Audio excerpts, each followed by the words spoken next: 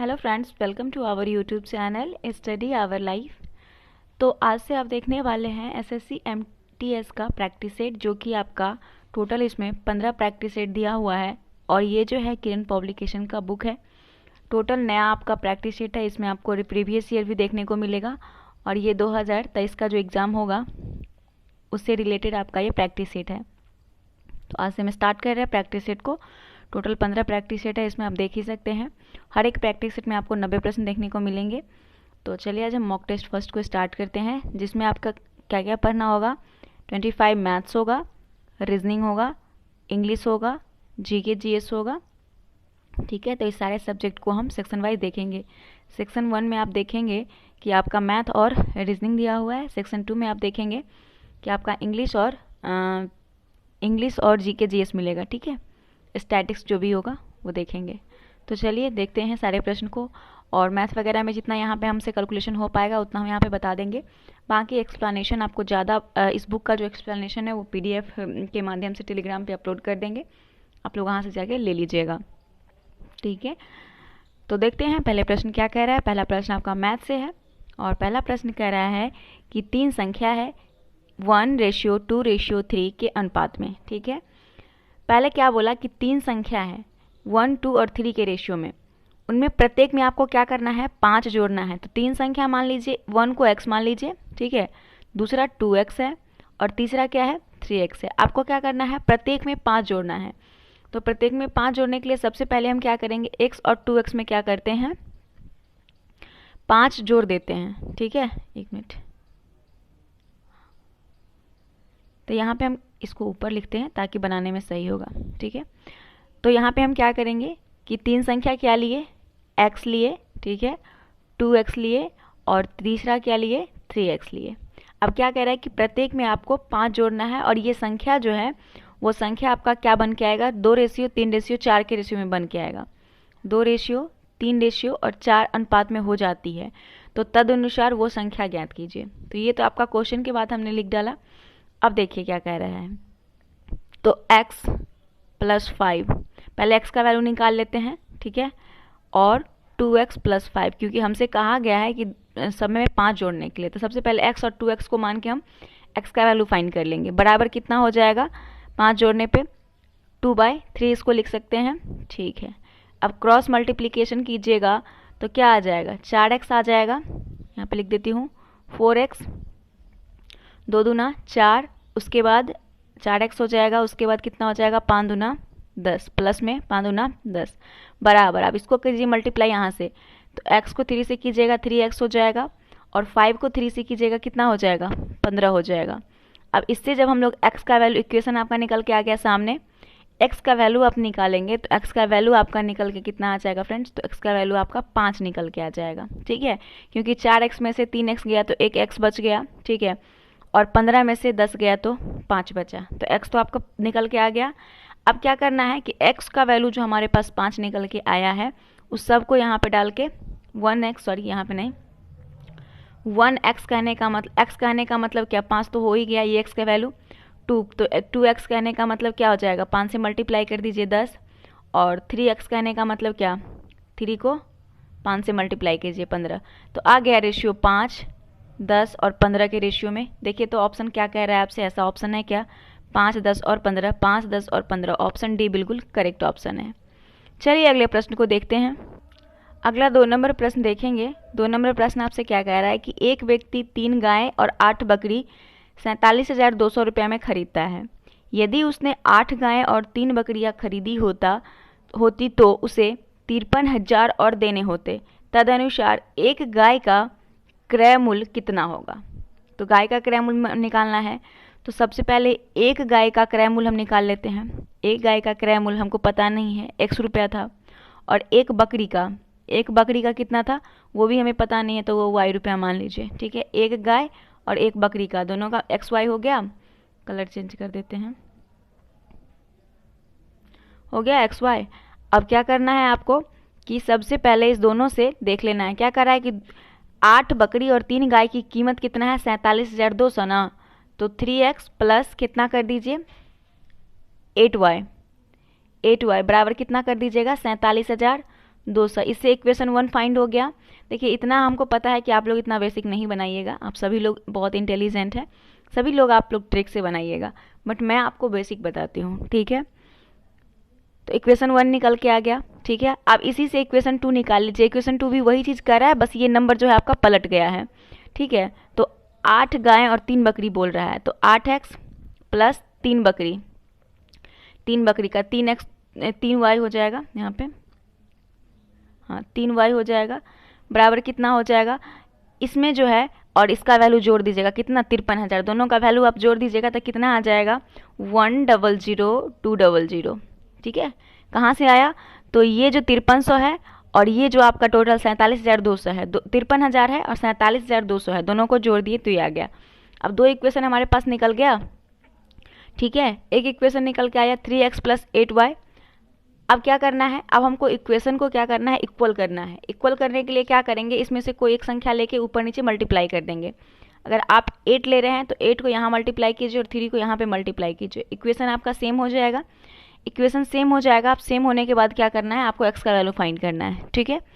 तो चलिए मेरे पास इक्वेशन जो निकल के आया वो निकल के आया 9x plus 2y minus 64x minus 24y बराबर 1,41,600 माइनस कितना निकल के आया 8,16,000 ये निकल के आया हमारे पास। दोनों को माइनस करेंगे, इसको जब हम माइनस करेंगे माइनस प्लस करेंगे तो हमारे पास निकल के आएगा 55x बराबर, हमारे पास इस दोनों को माइनस करने के बाद कितना आ जाएगा 6,60,000 आ जाएगा, है ना, 6,60,000, 4 को सुना हो जाएगा, हाँ ये आ जाएगा, ठीक है। अब इस दोनों से आप लोग x का वैल्यू तो फाइंड कर ही सकते हैं। 55 से इसको काट दीजिएगा, कितना बार में कटेगा, 12 पर 300 है ना, कट जाएगा। तो x बराबर कितना आ गया, देखिए ऑप्शन क्या है, ये है बी नंबर, करेक्ट निकल के आ गया। चलिए अगला प्रश्न देखते हैं, क्वेश्चन नंबर 3 कह रहा है कि ए एक कार्य को 18 दिन में और बी उसी कार्य को 15 दिन में पूरा कर सकता है। बी ने वह कार्य 10 दिनों तक करके छोड़ दिया, तदनुसार ए अकेला शेष कार्य को कितने दिनों में पूरा कर पाएगा। तो इसमें आपको फाइंड क्या करना है, पहले इस पे ध्यान दीजिए। तो सबसे पहले बी का कार्य को 15 दिन में पूरा कर सकता है, अगर ए कार्य 18 दिन में करता है तो बी 15 दिन में करता है, ठीक है। तो बी ने वह कार्य 10 दिन करके छोड़ दिया, बी क्या किया कि 10 दिन करके छोड़ दिया, ठीक है, बी 10 दिन काम करके छोड़ देता है। तो इससे अब हम क्या करेंगे, बी द्वारा 10 दिन में किया गया काम कितना हो जाएगा 10/15, तो इसको काटिएगा तो कितना आएगा 2/5 आ जाएगा। ये जो है क्या है, तो बी द्वारा 10 दिन में किया गया काम है। अब शेष काम आपको निकालना है, तो शेष काम क्या हो जाएगा, दोनों को माइनस कीजिए, 1 में से 1 माइनस कर दीजिए काम में से, इसको 2/3, तो 1/3 आ जाएगा आपका। तो ये तो आपका ए वाला हो गया, सॉरी बी वाला हो गया, ये आपने जो निकाला वो बी का था। अब ए की तरफ आइए, इसका भी कलर चेंज कर देते हैं ताकि समझने में सही हो। अब ए में देखेंगे तो ए में कह रहा है कि ए द्वारा लिया गया समय कितना है, ए द्वारा लिया गया समय कितना है 1/3 गुने 18 है ना, 18 है। अब 3 से इसको काटिएगा तो 6 18, सॉरी 3 6 18, 6 दिन हो जाएगा ए का, निकल के आ गया। ए द्वारा लिया गया समय, तो क्या बताइए आपका आंसर क्या हो जाएगा, 6 हो जाएगा, ए करेक्ट आंसर हो गया। चलिए अगला प्रश्न की ओर बढ़ते हैं। ब्याज की गणना वार्षिक चक्रवृद्धि आधार पर करते हैं। जब कोई धनराशि चक्रवृद्धि ब्याज पर निवेशित की जाती है तो यह राशि 2 वर्ष में 28,224 रुपया और 3 वर्ष में 29,635.20 हो जाती है। तो धनराशि ज्ञात कीजिए। धनराशि आपको ज्ञात करना है, तो चलिए थोड़ा छोटा करते हैं ताकि आप क्वेश्चन के साथ भी पढ़ पाइएगा। अमाउंट बराबर फार्मूला सभी लोगों को याद है, जिन लोगों को याद है कमेंट बॉक्स में एक बार लिख डालिएगा। अमाउंट बराबर होता है P × 1 + RY 100 पावर n, ठीक है। और n जो होता है वो समय होता है आपका, ठीक है, n जो होता है वो समय होता है, उसको पावर में लिखना पड़ता है। तो इसमें भी इक्वेशन 1 और इक्वेशन 2 बना के आप लोग सॉल्व कीजिएगा दोस्तों। तो इसका करेक्ट इस फार्मूला पे आपको निकालना है। सबसे पहले एक बार आप निकाल लीजिएगा प्रिंसिपल मान के, किसको प्रिंसिपल मान के आप निकाल लीजिएगा, सबसे पहले देख लीजिए अमाउंट दिया हुआ, प्रिंसिपल नहीं दिया हुआ है। अमाउंट मान के आप निकाल लीजिएगा, 29,000 वाला सबसे पहले निकाल लीजिएगा 3 वर्ष के लिए, ठीक है। उसके बाद 2 वर्ष वाला निकाल लीजिएगा। अब दोनों जो आएगा इक्वेशन, उससे आप लोग आर का वैल्यू फाइंड आराम से कर सकते हैं। तो आंसर हम बता दें कि आंसर कितना आ जाएगा, तो आंसर आपका आ जाएगा 25,600 रुपया, ठीक है। चलिए अगला प्रश्न देखते हैं। अगला प्रश्न आपका क्या है, देख लीजिए। एक घनाभ की लंबाई एवं चौड़ाई में क्रमशः 10% और 20% की वृद्धि की गई। बहुत आसान प्रश्न है, इसको देख के ही आप लोग सॉल्व कितना लोग कर लिए होंगे जाती है। तो ऊंचाई को 20% कम कर दिया जाता है तो घनाभ के आयतन में प्रतिशत वृद्धि। तो घनाभ के आयतन में प्रतिशत वृद्धि हम लोग क्या समतुल वटा वाला प्रश्न पढ़े हैं, उसमें क्या पढ़े हैं कि इसको सबसे पहले क्या करना है, जितना जोड़ना है उतना ऊपर में गुना करके डिवाइड भी करना है। परसेंटेज के लिए 100 लगाना है ना। फॉर्मूला याद है, x + y + x × y बटा 100%, है ना। इस पर आप लोग निकालेंगे। तो चलिए हम एक बार निकाल ही लेते हैं, आसान प्रश्न है। तो 10 + 20 + 10 × 20 बटा परसेंटेज के लिए 100, है ना। चलिए अब इसको आप लोग फाइंड कीजिएगा तो कितना आएगा निकल के, 32% निकल के आएगा। 32% इसका वैल्यू निकल के आएगा, ठीक है। 2 शून्य से 2 शून्य काट दीजिएगा, ठीक है। इसको जोड़ के निकाल लीजिएगा, 32% इसका आंसर आएगा। 30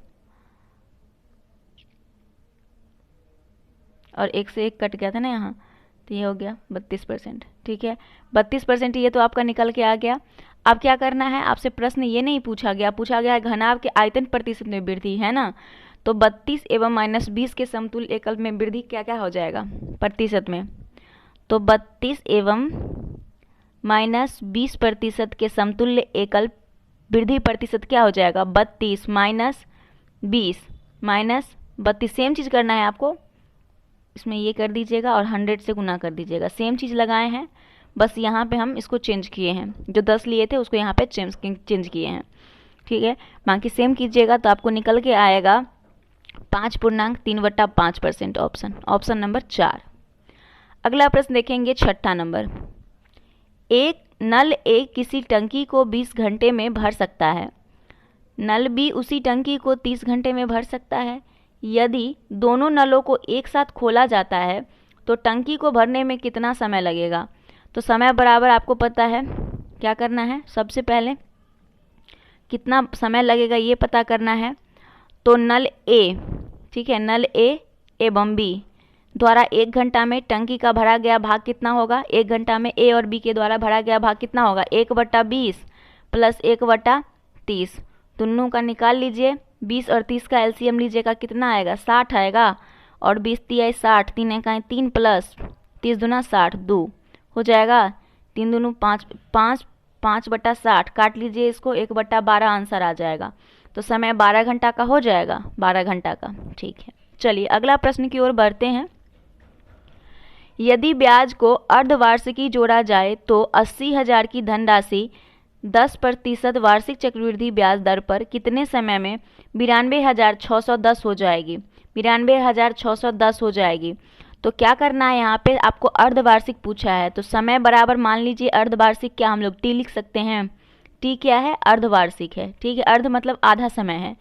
तो आर बराबर दोस्तों क्या दिया हुआ है, रेट ऑफ इंटरेस्ट बराबर 5% दिया हुआ है अर्धवार्षिक के लिए। इससे भी अमाउंट बराबर आप फाइंड कर लीजिए। अमाउंट बराबर फॉर्मूला होता है P × 1 + R/100⁻T, ठीक है। अब इससे फाइंड कीजिएगा तो अमाउंट और प्रिंसिपल इसमें आपको कितना दे दिया है। चलिए इसमें कर लेते हैं हम लोग एक बार, आपको एक बार बैठा देते हैं, बाकी आप लोग फाइंड कर लीजिएगा। 9,26,010 हो जाएगा। उसके बाद यहाँ पे नीचे कितना है, इतना कितना दिया हुआ है, 80,000 दिया हुआ है ना। तो 80,000 लिख दीजिए, इसे डिवाइड करके बराबर कितना हो जाएगा, 1 + 5/100। सॉरी जगह ही नहीं बच रहा है, इसीलिए मैं आप लोगों से बोलती हूँ कि एक्सप्लेनेशन मेरे यहाँ पे मैथ्स का बहुत दिक्कत हो जाता है, ठीक है। तो चलिए कर लेते हैं इस फॉर्मूला पे। ये हो गया 80,000 लिख लेते हैं बराबर 1 + 5/100⁻T, क्योंकि हमको टी निकालना है तो टी हमने लिख दिया। चलिए आप फाइंड कीजिएगा।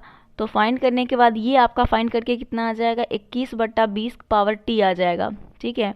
और इसको आप कीजिएगा तो ये कट के एक जीरो से एक जीरो चला जाएगा, तो 9261 बटा आ जाएगा 8000,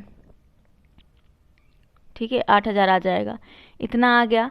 अब टी का वैल्यू निकालने के लिए क्या कीजिएगा, टी का वैल्यू आप काट कूट के यहाँ से निकाल लीजिएगा, 3 वर्ष आएगा, टी वर्ष, 3 वर्ष आपका आंसर आ जाएगा, ठीक है। क्योंकि 21 जो है वो किसका स्क्वायर है, सॉरी 21 किसका स्क्वायर नहीं, मुझे ये पूछना चाहिए कि 21 जो होगा वो आप लोग काट के निकालिएगा, निकल के आ जाएगा आंसर, ठीक है। अगला प्रश्न आइए 8 नंबर देखिएगा कि एक वृत्ताकार मैदान के चारों ओर एक वृत्ताकार सड़क है। एक वृत्ताकार मैदान है, मान लीजिए एक वृत्ताकार मैदान है, ठीक है, और उसके चारों ओर क्या है, वृत्ताकार ही सड़क है, ये मान लीजिए सड़क है उसके चारों ओर, ठीक है। आपको कह रहा है कि तदनुसार उस सड़क के बाहरी वृत्त का आंतरिक वृत्त, ये बाहरी वृत्त है और ये आंतरिक वृत्त है, कि परिधियों का अंतर कितना है, 66 मीटर है। तो परिधि आप लोग जानते होंगे कितना, ये हमारा रेडियस हो जाता है, और परिधि बोला है यहाँ से यहाँ तक का डिस्टेंस पूछा है, ये आपको पूछा गया है, ठीक है। तो क्या होगा, अगर पाई बराबर आपको 22/7 लेकर बनाना है तो कुछ नहीं करना है, बहुत सिंपल सा इसका तरीका है कि सबसे पहले सड़क का चौड़ाई हमारा R2/R1 कर लेंगे, माइनस में कर लेंगे, सड़क का चौड़ाई बराबर R1 माइनस R2 कर लेंगे, ठीक है। अब एक R1 आपका 2πr, फार्मूला आप सेम ही लगाएंगे दोनों में, तो दोनों के बीच का डिफरेंस क्या होगा, दोनों के बीच का डिफरेंस कितना होगा, 2πr1 और 2πr2 के बीच का डिफरेंस आपको कितना बता रहा है, 66 मीटर बता रहा है। अभी तक तो वही चीज़ हमने किया जो हमको क्वेश्चन ने बोला, ठीक है। अब आपको क्या करना है, आपको ये देखना है कि इस दोनों का डिफरेंस तो हमको दे दिया है, ठीक है। और जब डिफरेंस दे दिया है तो आपको क्या करना है, इसमें देखिए 2π इसमें भी है इसमें भी है, तो दोनों में से क्या हम 2π को कॉमन ले सकते हैं, तो चलिए 2π को हम कॉमन ले लिए। कॉमन लेने के बाद क्या करेंगे, R1 बच गया, R1 बच गया और R2 बच गया, बराबर कितना, 66 हो गया। अब इससे आप लोग वैल्यू नहीं फाइंड कर सकते हैं, R1 माइनस R2 बराबर 66/2π, तो 66 गुने ऊपर कर लीजिएगा, 66 गुने 7 बटा 2 गुने 22, 10.5 मीटर आंसर आएगा आपका, 10.5 मीटर आंसर आएगा, ठीक है। चलिए अगला प्रश्न की ओर बढ़ते हैं, क्वेश्चन नंबर। अब देखिए यहाँ पे आपको एक क्वेश्चन दिया हुआ है कि 12.5 जोड़ 4/7 ऑफ 56 - 12, और नीचे भी दिया है 207 भाग 23, 207 का भागा 23 गुने 4.5 माइनस 21.1/3 गुने 1/4 प्लस 1/8। सबसे पहले आपको क्या करना है, यहाँ ऑफ का सिचुएशन देखना है कि ऑफ क्या कह रहा है ना। तो सेम चीज़ यहाँ पे सेम चीज़ रहेगा, 12.5, ठीक है, जोड़, देखिए यहाँ पे ऑफ का मतलब होता है मल्टीप्लाई, क्या मतलब होता है, मल्टीप्लाई।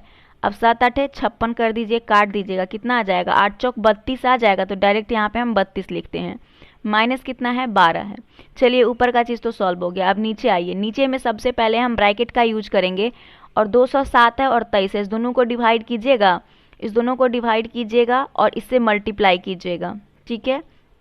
तो दोनों को डिवाइड करके मल्टीप्लाई कीजिएगा तो आएगा 9 गुने 4.5 ब्रैकेट में आ जाएगा, ठीक है, माइनस। अब यहाँ देखिए, यहाँ क्या कह रहा है आपका, तो इसको पूर्णांक तोड़िए, माइनस में दिया हुआ है, पूर्णांक तोड़िएगा तो कितना आ जाएगा, ये 64/3 आ जाएगा, 64/3 आ जाएगा। तो चलिए इसको लिख डालते हैं, 64/3।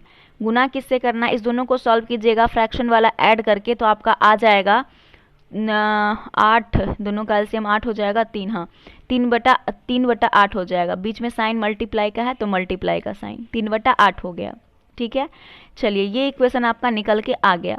अब इसको आपको क्या करना है, फाइंड करना है। तो ऊपर में सब क्या है, जोड़ में ही है, एक यहाँ पे माइनस में, दोनों को जोड़ के इसको माइनस कर दीजिएगा, इस दोनों को जोड़ करके इसको माइनस कर दीजिएगा, और यहाँ सबसे पहले क्या करना है, मल्टीप्लाई करना है, और मल्टीप्लाई करके जो आएगा उसको यहाँ से मल्टीप्लाई करके लास्ट में इसको माइनस करना है, क्योंकि इसके आगे माइनस लगा हुआ है, तो इस सबको पहले मल्टीप्लाई करेंगे और इसको लास्ट में माइनस करेंगे। तो आंसर आपका आएगा 32.5/32.5, दोनों को काट दीजिएगा, एक आंसर आ जाएगा, मतलब पूरा का पूरा आपका कट जाएगा, तो एक आंसर आ जाएगा, ठीक है। अब यहाँ पे अगला प्रश्न दिया हुआ है कि निम्न वृत्ताकार रेखा में एक विद्यालय के विभिन्न प्रभागों में प्रवेश पाए छात्रों की संख्या को दर्शाया गया है। इसका अध्ययन करके दिए गए प्रश्न का उत्तर दीजिए। तो चलिए इस चार्ट को ड्रॉ करते हैं सबसे पहले। अब देखिए क्वेश्चन यहाँ पे हम छोटा करेंगे तभी आपको फिगर भी दिखेगा सामने और तभी बना भी पाइएगा, ठीक है।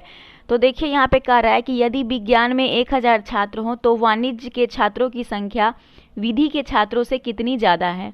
तो सबसे यदि विज्ञान में कितना बोल रहा है, 1000 बोल रहा है, तो वाणिज्य एवं विधि छात्रों का कोणांतर कितना है, दोनों का, विधि का, वाणिज्य और विधि के छात्रों का कोणांतर कितना है, मतलब एंगल कितना है विधि का और वाणिज्य का, 45 और 65 है। तो चलिए 45 डिग्री और सॉरी यहाँ गलती लिख दी है, 65 डिग्री माइनस 45 डिग्री, क्या करेंगे माइनस करेंगे, कितना आएगा 20 डिग्री आएगा, ठीक है। वाणिज्य एवं विधि के छात्रों के कोणांतर के बीच दोनों को हमने माइनस कर दिया। जब माइनस हमने किया तो हमारे पास तो ये तो हमारा आ गया 20 डिग्री, यानी कि 100 डिग्री बराबर अगर हमारे पास 1000 दिया है, यानी कि अगर 100 डिग्री बराबर ये 1000 बोला है तो 1 डिग्री बराबर निकालने के लिए क्या हो जाएगा, इसको डिवाइड कर दीजिएगा तो क्या 10 निकल के आएगा।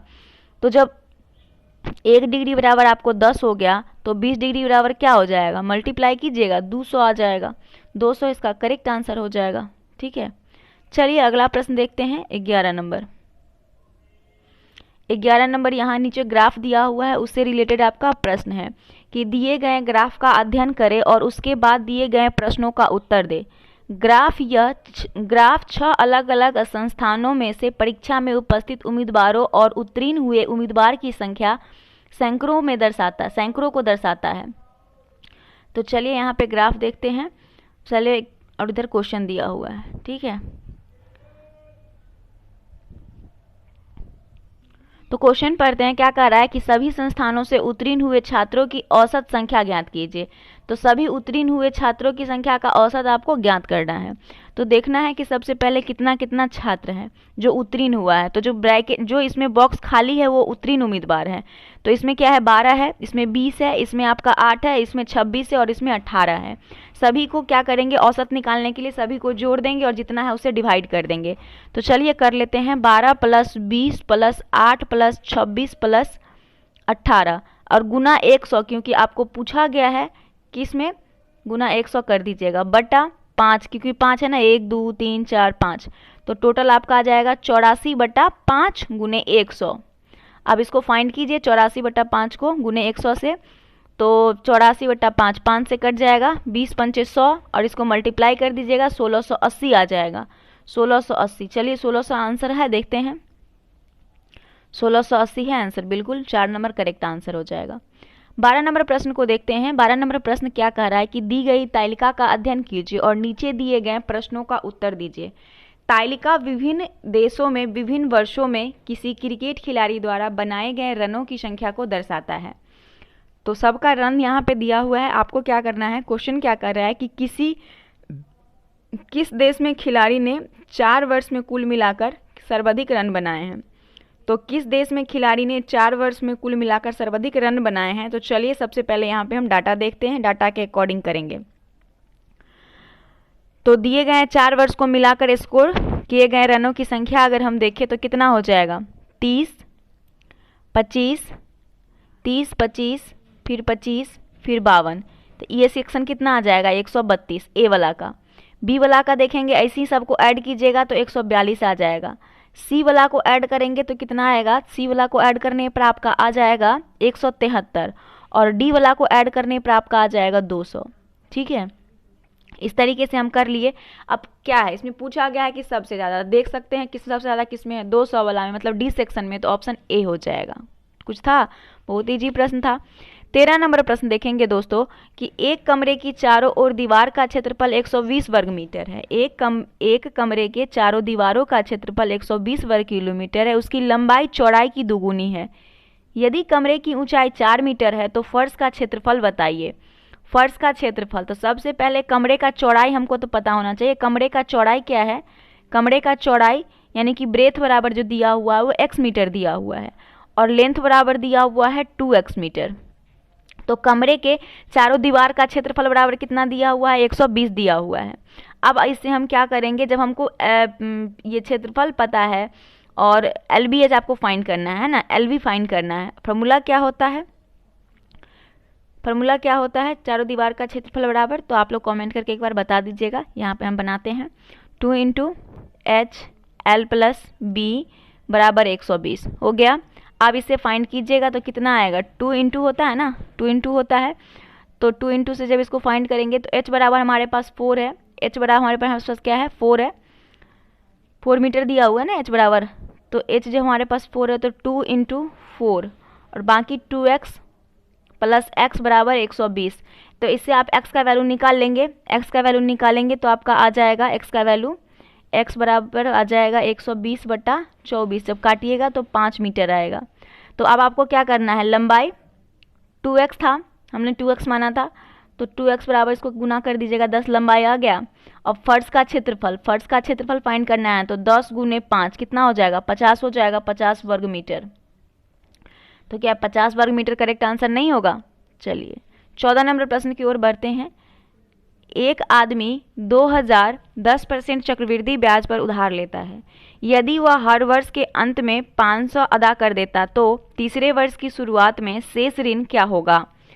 तो कुछ नहीं करना है, इसका P into R into T formula याद होगा आप सभी को, उस पर बैठा दीजिए। चक्रवृद्धि ब्याज बराबर आर इंटू टी बटा 100। कितना है दोस्तों, 2000 है, गुने 10 है, ईयर कितना है, 1 दिया हुआ है, डिवाइड करके निकाल लीजिए। ये 200 आपका यहाँ आ जाएगा। तो ये तो ब्याज बराबर आपका 200 निकल के आ गया। ब्याज कितना आ गया, 200 निकल के आ गया। अभी यही नहीं पूछा, अभी आगे और पूछा है, बोला है तो तीसरे वर्ष की शुरुआत में शेष ऋण क्या होगा, तो यही आपको निकालना है। तो वर्ष के अंत में कितना था, 500 रुपया अदा चुकाता है, तो दूसरे वर्ष के लिए क्या निकालेंगे, दूसरे वर्ष में पे किया गया राशि क्या हो जाएगा, तो 2000 प्लस 200 और प्लस 500, तीनों को ऐड कर दीजिएगा, 1700 आंसर आएगा आपका, 1700 आ जाएगा। उसके बाद ये माइनस किए ना यहाँ पे, क्योंकि 500 रुपये ये यहाँ पे माइनस किए, सॉरी भूल गए, ये माइनस कर देता ना, 1700 होता, यहाँ पे माइनस 500, 2000 प्लस 200 माइनस 500, तो 1700 हो जाएगा, 1700 आपका ये हो जाएगा। आप क्या करना है, तीसरे वर्ष के अंत में पूछा गया है, सॉरी 1700 नहीं होगा, 1370 निकल के आएगा, सॉरी 1370 आपका निकल के आ गया। एक मिनट, थोड़ा सा मिस्टेक है यहाँ पे, हाँ ठीक है। तो ये आपका कितना निकल के आ गया, 1700 निकल के आ गया। किसके लिए, दूसरे वर्ष के लिए निकल के आ गया, दूसरे वर्ष का ब्याज आपका निकल के आ गया।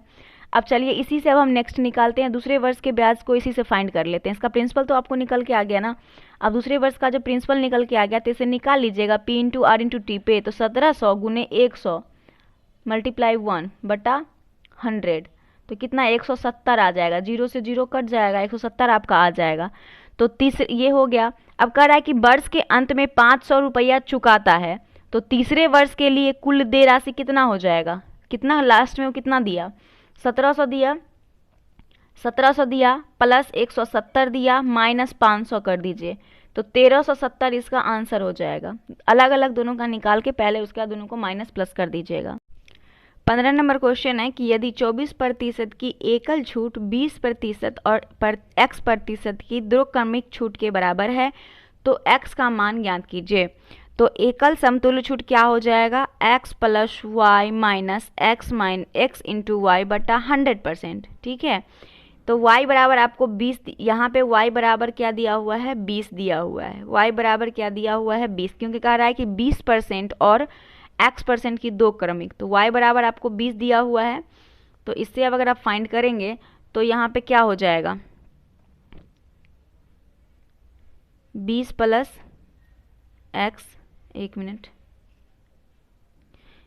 देखिए यहाँ पे x नहीं, y बराबर आपको 20 दिया हुआ है, क्या दिया हुआ है, y बराबर जब 20 दिया हुआ है तो समतुल्य बटावला पर किए तो फॉर्मूला पे क्या हो गया, तो 20 प्लस x माइनस 20x बटा 100 बराबर 24, क्योंकि इसको आप फाइंड कीजिएगा तो 24 इसका आंसर आएगा। ठीक है, अब x माइनस x बटा 5 बराबर 24 माइनस 20 बराबर 4 हो जाएगा।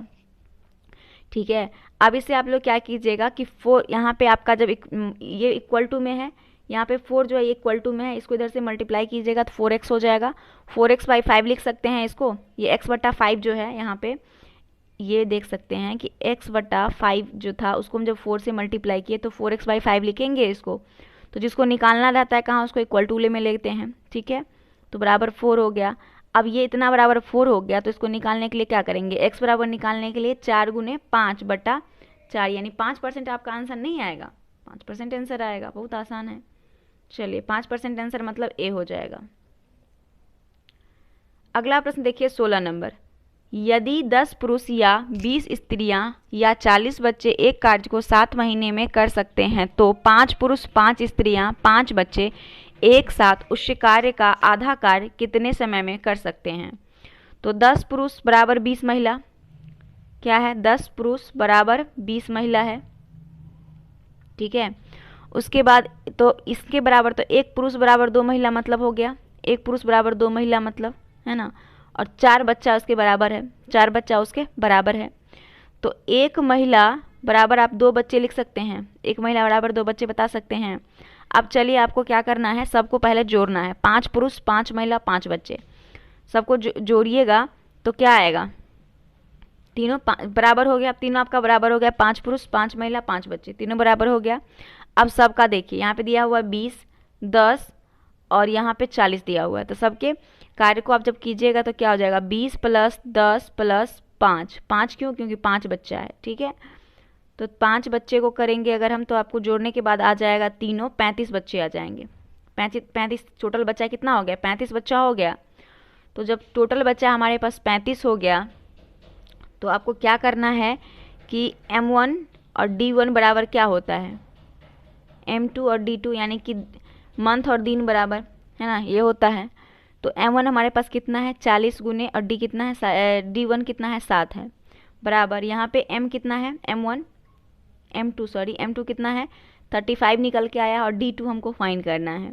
तो D2 फाइंड करने के लिए क्या करेंगे दोस्तों, इस दोनों को मल्टीप्लाई और इससे डिवाइड कर देंगे, 8 महीना आंसर आएगा। अब 8 महीना तो आ गया तो D2 बराबर ना 8 महीना, तो यहाँ से 2 को लेके 4 से काट देंगे इसको, कितना आ जाएगा 4 महीने, इसका करेक्ट आंसर आ जाएगा। करेक्ट आंसर क्या आ जाएगा, 4 आ जाएगा इसका। एक मिनट कहाँ गया, इधर है, यहाँ पे ऑप्शन बीच में, 4 महीने इसका आंसर हो जाएगा, ठीक है। चलिए 17 नंबर प्रश्न देखिएगा कि 9 रुपये प्रति वस्तु के बजाय 12 रुपये प्रति वस्तु की दर से बेची गई कुछ वस्तु के विक्रय मूल्य के बीच के अंतर 150 रुपये है। यदि उन वस्तुओं का क्रय मूल्य 250 रुपया है तो यदि अर्जित लाभ 20% है तो 21 वस्तुओं का विक्रय मूल्य ज्ञात कीजिए। तो माना कि बेची गई वस्तुओं की संख्या बराबर x, ठीक है। अब हमको एक क्वेश्चन जो बोल रहा है उसी के अकॉर्डिंग हम सब चीज़ करेंगे। 12 रुपया प्रति वस्तु की दर से बेची जाती है तो 12x माइनस 9 रुपये प्रति वस्तु के बजाय, 9 रुपये प्रति वस्तु के बजाय इसलिए हमने माइनस किया। बेचने पर क्रय मूल्य राशि बीच के अंतर कितना हो जाता है, दोनों का बता रहा है, दोनों का अंतर 150 हो जाता है। अब इस दोनों को माइनस करेंगे तो कितना आएगा, 3 आएगा, 3x हो जाएगा, 3x बराबर 150, तो x बराबर क्या, 3 पचे 15, 50 आएगा। तो ये तो आपका क्या आ गया, कुल क्रय मूल्य। इससे आप ये क्या कर लिए, x का वैल्यू फाइंड कर लिए। अब आपको देखना है कि कुल क्रय मूल्य कितना दिया हुआ है, 250 दिया हुआ है कुल क्रय मूल्य, कुल क्रय मूल्य 250 दिया हुआ है। अब इससे आपको फाइंड करना है एक का सबसे पहले, तो एक वस्तु का क्रय मूल्य 250 बटा 50 कीजिएगा तो एक का निकल के आ जाएगा, 0 से 0 और 25 पचे 25, 5 आ जाएगा एक का।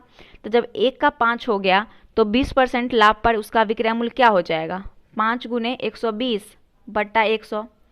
दोनों सबको आप 0 से 0 काट दीजिएगा और 5 दूना 10, 6 दूना 12, 6 नहीं आएगा, 6 रुपये आंसर आ जाएगा।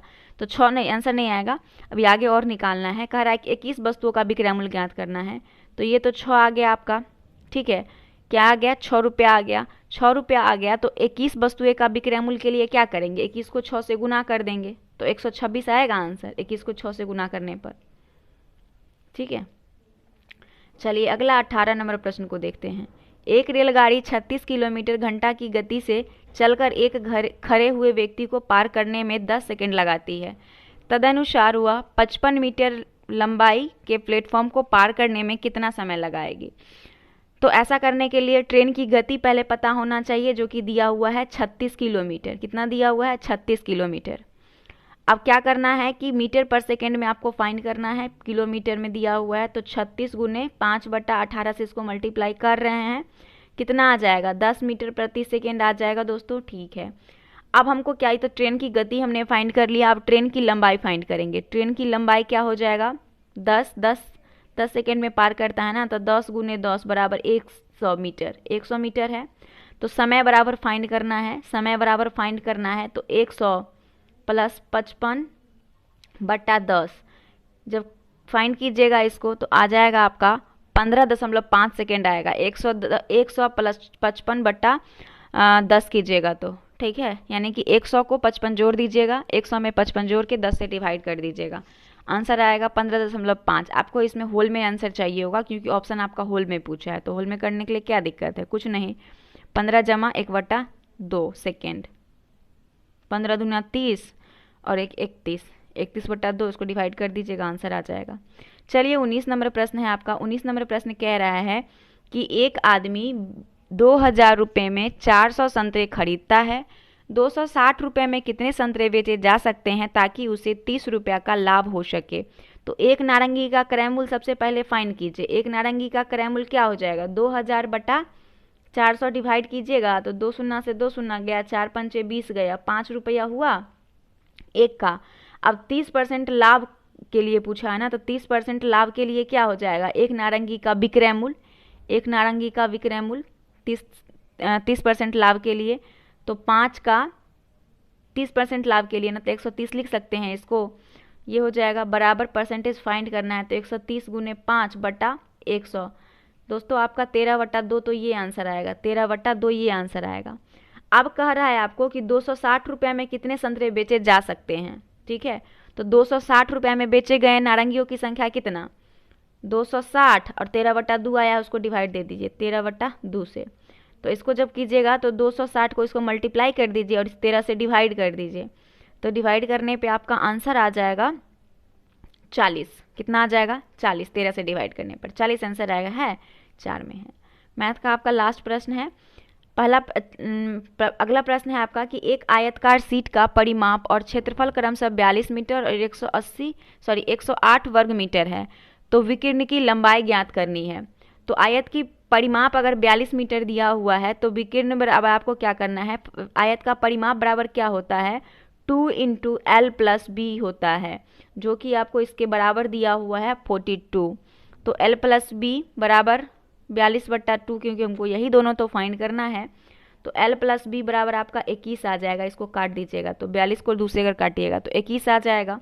अब आपको क्या करना है? त्रिभुज का क्षेत्रफल ज्ञात करना है। त्रिभुज का क्षेत्रफल क्या होता है? यहाँ पे हो जाएगा त्रिभुज का क्षेत्रफल LB बराबर कितना दिया हुआ है? 108 दिया हुआ है।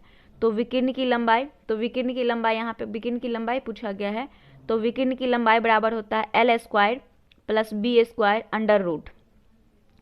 तो L+B का होल स्क्वायर माइनस 2LB, क्योंकि हमारे पास वैल्यू नहीं है, तो L+B का होल स्क्वायर हमारे पास है, क्या है? 21 आया था, है ना। L+B का कितना? 21 आया था, तो 21 का स्क्वायर कर दीजिएगा, 21 का स्क्वायर और माइनस 2 × 108, 2 × 108 जो हमारे पास यहाँ पे था, इसे मल्टीप्लाई करके 21 का स्क्वायर निकाल लीजिएगा अंडर रूट। चलिए मैं यहाँ पे करके बता देती हूँ। तो 21 का स्क्वायर माइनस 2 × 108, इसको फाइंड कीजिए, तो 21 का स्क्वायर कितना हो जाएगा? 441 माइनस 216, क्योंकि इस दोनों को मल्टीप्लाई कीजिएगा, अंडर रूट है तो अंडर रूट कर दीजिए। अब क्या कर दीजिए? दोनों को माइनस कीजिए, 225 आएगा अंडर रूट। 225 किसका स्क्वायर है दोस्तों? 15 का है। आंसर आ जाएगा आपका 15 मीटर। ठीक है, तो उम्मीद करते हैं कि मैथ का जो सेक्शन था वो आपको अच्छा लगा होगा। चलिए अब यहाँ से हम रीजनिंग प्रश्न को देखते हैं। 21 से 22 तक आपका यहाँ इसमें इस सेक्शन में यहाँ टोटल आपको 25 रीजनिंग देखने को मिलेगा। तो रीजनिंग में हम ज़्यादा टाइम वेस्ट नहीं करेंगे, तो जो इजी रीजनिंग होगा उसको हम डायरेक्ट आंसर बता देंगे, आप लोग बना लीजिएगा। थोड़ा सा जो घुमा हुआ टाइप का होगा उसको हम एक्सप्लेन कर देंगे। चलिए, कह रहा है कि संबंधित शब्द अक्षर संख्या को चुनिए। y का स्क्वायर 4 है, तो v का स्क्वायर क्या होगा? तो y का स्क्वायर 4, यानी किसका स्क्वायर 4 होता है? 2 का स्क्वायर 4 होता है। तो कह रहा है कि v का स्क्वायर कितना होगा? तो 2 का स्क्वायर 4 होता है, तो किसका स्क्वायर 25 होगा? 5 का स्क्वायर। तो ऑप्शन बी करेक्ट हो जाएगा। ठीक है, चलिए अगला प्रश्न देखते हैं 23 नंबर। यहाँ पर डिफरेंसेज आपको फाइंड करना है। यहाँ पे कह रहा है कि इसका आपको अलग को चुनना है, मतलब अगला संबंध क्या है, आपको संबंध पता करना है कि इसका संबंध अगर इससे है तो इसका संबंध किससे होगा, मतलब क्या होगा नेक्स्ट का, जो नेक्स्ट रेशियो बनेगा। तो कुछ नहीं करना है, अगर डी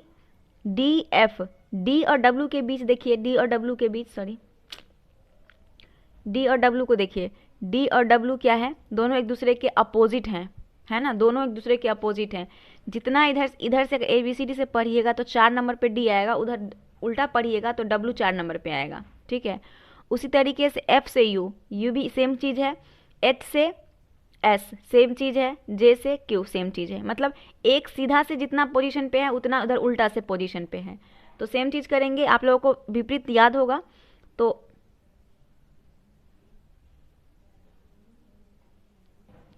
तो सेम चीज करना है यहाँ पे आपको। तो H जो जितने पोजीशन पे है, H कितने पोजीशन पे है, इजोटी आप लोगों को याद होगा 5, 10, 15, 20, 25।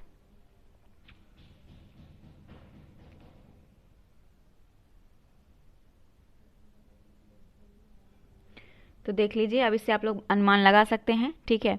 तो H का अपोजिट क्या हो जाएगा, H का अपोजिट होता है S, H का अपोजिट होता है S, हंसना, ठीक है। उसके बाद J का अपोजिट होता है Q, J का अपोजिट होता है जोकर क्वीन, ठीक है, J का अपोजिट होता है Q। L का अपोजिट आपका हो जाएगा, L का अपोजिट हो जाएगा O, L का अपोजिट O हो जाएगा, और N का अपोजिट M हो जाता है। तो क्या हो जाएगा करेक्ट आंसर, आपका आंसर हो जाएगा इसका 3 नंबर, अपोजिट है सबका। अब देखिएगा, यदि 351 का मतलब स्टूडेंट लाइक मैथ्स, 157 का मतलब बी आर स्टूडेंट्स, 784 का मतलब दे आर पेरेंट्स, तो किसका मतलब वी होगा, तो किसका बी होगा। इसमें आप लोग क्या कीजिएगा, सेम वर्ड को देख के मिला के तीनों में से काट लीजिएगा, जो अलग सबसे बच जाएगा वही तो उसका आंसर होगा। तो इसके लिए देख सकते हैं यहाँ पे देखिए, यहाँ पे क्या दिया हुआ है, पहला students like math, student likes math, तो लाइक का आपका देख सकते हैं यहाँ पे 5 दिया हुआ है, ठीक है, लाइक का यहाँ पे 5 दिया हुआ है। और उसके बाद दिया हुआ है, सॉरी, लाइक का आपका दिया हुआ है लाइक और मैथ्स, देखिए इसमें कोई और भी है क्या, वी आर स्टूडेंट्स। तो इसमें जब सेम चीज़ को क्या कीजिएगा, जो डिफरेंस होगा उसको अलग कर लीजिएगा, इसमें एक अलग है, पुट द सर्कल, ठीक है। उसके बाद इसमें 7 अलग है, एंड इसमें क्या है, इसमें क्या हो जाएगा 7 अलग है, ठीक है। तो चलिए, आपको बी का मतलब पूछा है ना, इसमें देखिए तो कोई एक है, जो इसमें ऐसा कोई एक है, यहाँ पे भी एक है ना। अगर हम इस वी एक, यहाँ जो 1 हमारा दिया हुआ, अगर इसको हम बी मान ले तो यहाँ भी तो 1 है, यहाँ पे तो बी है ही नहीं, है ना। तो ऐसे क्या होगा, ऐसा तो नहीं हो सकता है, तो ये तो गलत हो जाएगा। चलिए 7 देखते हैं, 7 इसमें भी है, इसमें भी है। अब ये कॉमन हो गया, ये भी नहीं हो सकता है क्योंकि दे आर पेरेंट्स और इसमें है वी आर स्टूडेंट्स, दोनों में ऐसा कोई भी कॉमन नहीं है। एक बच गया आपका 9, क्या बच गया 9, तो 9 देखिए ना इसमें है ना इसमें है, ठीक है, और ना वो वर्ड इसमें है, मतलब वो कॉमन चीज़ क्या हो जाएगा, अलग क्या हो जाएगा, सबसे अलग 9 हो जाएगा, तो मतलब 9 हो जाएगा, ठीक है, वी का मतलब। चलिए 24 नंबर प्रश्न देखते हैं। दिए गए विकल्पों में से उस आकृति का चयन करें जो निम्नलिखित श्रृंखला में प्रश्नवाचक चिन्ह को प्रतिस्थापित कर सकता है। कुछ नहीं करना है, यहाँ पे आपको देखना है कि ये फिगर एक दूसरे को कैसे सर्कल करता है। तो प्रत्येक अगली फिगर जो है ना वो तीर से क्या कर रही है, 180 डिग्री घूम जा रही है, क्या कर रही है, 180 डिग्री आपका घूम जा रही है, ठीक है। और किधर से घूम रही है, तो दक्षिणावर्ती में घूम रही है, मतलब इधर से घूम रही है वो, है ना, इधर में घूम रही है। तो एक चरण में क्या करेगी, एक चरण में आगे बढ़ता है, जबकि त्रिभुज यहाँ पे क्या हो रहा है, 90 डिग्री में, 90 डिग्री वामावर्त में घूम जाता है। त्रिभुज यहाँ पे क्या करता है, 90 डिग्री वामावर्त में घूम जाता है। तो इससे आप लोग अनुमान लगा सकते हैं कि ऐसा नेक्स्ट फिगर आपका क्या बनने वाला है। तो नेक्स्ट फिगर यहाँ पे आप देख सकते हैं, जो आकृति बनेगा आपका वो ये वाला बनेगा, ठीक है। अब अगला प्रश्न देखते हैं 25 नंबर। यदि जोड़ का अर्थ भाग देना है, जोड़ का अर्थ क्या है दोस्तों, भाग है, ठीक है, भाग, उसके बाद नेक्स्ट है आपका माइनस का अर्थ जोड़ना है। माइनस का अर्थ क्या है, जोड़ना है। गुना का अर्थ घटाना है, गुना का अर्थ क्या है, घटाना है। उसके बाद भाग का अर्थ गुना करना है, भाग का अर्थ क्या है, गुना करना है। तो भाग व्यंजक का मान क्या होगा। अब कुछ नहीं करना है, यहाँ पे सबको आपको सारे जो दिया हुआ है उसको पुट कर देना है। गुना का मतलब हमने क्या लिखा, गुना का मतलब हमने माइनस लिखा, तो यहाँ पे माइनस का साइन दे देंगे। ठीक है, अब यहाँ पे देखते हैं माइनस का मतलब क्या लिखे थे हम, माइनस का मतलब हम लिखे थे जोड़, तो यहाँ पे जोड़ दे देंगे। 2/3, भाग का मतलब हम क्या लिखे थे, गुना लिखे थे, यहाँ पे 3 दे देंगे। जोड़ का मतलब हमने क्या लिखा था, भाग लिखे थे, जोड़ का मतलब हमने भाग लिखा था, भाग दे देंगे। अब यहाँ पे -3 - 2 है, तो 3 - 2 कहने का मतलब कि 3 + 2, ये प्लस कर देंगे। यहाँ पे भागा है तो भागा का मतलब हमने गुना लिखा था, तो यहाँ पे गुना हो जाएगा। सब साइन आपका क्लियर हो गया। अब इस इक्वेशन को आप फाइंड कीजिएगा, आपका आंसर आ जाएगा, आंसर आपका 4 निकल के आएगा। फाइंड कर लीजिएगा, बहुत ईजी है। चलिए 26 नंबर देखते हैं। उस विकल्प का चयन कीजिए जो दी गई आकृति में सन्निहित है, आकृति को घुमाने की अनुमति नहीं है। तो चलिए सन्निहित देखते हैं आकृति क्या हो जाएगी। तो इसमें आप देखेंगे ऑप्शन के अकॉर्डिंग, पहले ध्यान से देख लीजिए। ये है आपका, फिर ये है, फिर ये है, आकृति को घुमाना नहीं है, तो इसका जो ऑप्शन बनेगा वो आपका बन जाएगा बी बनेगा।